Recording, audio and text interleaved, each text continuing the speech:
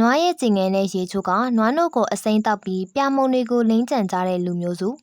ဒါကတော့မွန်ဂျာရီလူမျိုးစုတွေဖြစ်ပြီးသူတို့ဒေသမှာတခြားသောတရိတ်ဆန်တွေနဲ့တီးပင်စားပင်တွေထက်နွားတွေကိုပုံမအလေးထားပြီးတော့မှဂရုတစိုက်နဲ့မွေးမြူလေးရှိကြပါတယ်သူတို့ဟာဆူဒန်တောင်ပိုင်းမှာနေထိုင်ကြတာဖြစ်ပြီးခန္ဓာကိုယ်အတွက်ပြာမုံနဲ့အမြင့်ဒီမှုတ်တွေကိုနေတိုင်းလိုလိမ့်ကျန်ကြကရေချိုးတာလက်ဆေးတာနဲ့နောက်ဆုံးခေါင်းလျှော်တာအထိဒီမှာမြင်နေရသလိုနွားရဲ့ကျင်ငယ်ရေကိုအသုံးပြုကြပါတယ်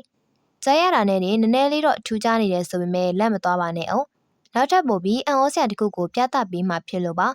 ဒီမှာမြင်နေရတဲ့လူကနွားရဲ့စအိုနားမှာမျက်နှာကိုထားပြီးတော့အာဟာရတက်ဆုပ်ယူနေပါတယ်နားလေရခက်လုံးတဲ့သူတို့ရဲ့ဒလိမှာ